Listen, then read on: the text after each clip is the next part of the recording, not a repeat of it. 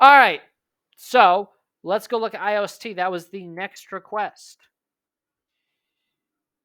So IOST, we will use the KuCoin chart. All right. So IOST on the 3-day chart. Let's see how that's looking. So it looks a little, it's in a macro downtrend. So let's zoom out a little bit more. So you just got to beat this line. That's a resistance line on the 3-day chart. You have to be somewhat similar to Dogecoin, the one we just looked at. Um, you're a long ways from that resistance. And the daily chart's already going down, being overbought. Extremely, extremely, extremely bearish right there when you look at the big time frames.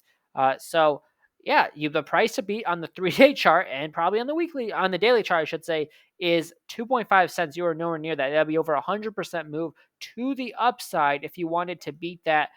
Also, the next problem is daily chart's overbought and the 3-day chart is overbought. If you guys want smaller time frame TA, the 4-hour chart is oversold and the 1-hour chart is getting a rally. So let's go see. Now, obviously, Bitcoin dumps.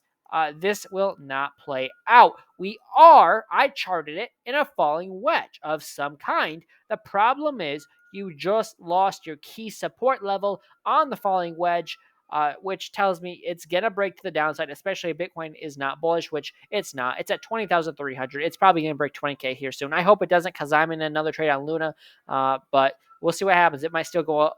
Luna might still keep going up no matter what Bitcoin does because it just looks bullish. I made another video on that. But as for IOST, if Bitcoin dumps, this thing will dump, and it's already looking like it wants to. It could be a fake out. It could come down a little bit lower and then go back in the pattern. But overall, it doesn't look very good right now. So I would not trade this until it gets back into the pattern. So short term, 1-hour chart has room to go up, so it could definitely get back in this pattern. It's you just gotta watch it. You gotta kind of project. So we can delete that until we see wherever it's gonna stop. You can delete that, and if we just extend this a little bit further, so it's got to break out, in my opinion, by the 1st of July. But it might break to the downside here. If it doesn't get back in this pattern, it's going to break down. If it gets back in the pattern, it would have to break out no later than the 1st of July, so in about 3 days. So that's kind of it. If it were to break to the upside, that would be a huge move up. Measure move is from the top of the pole or top of the falling wedge to wherever the bottom was.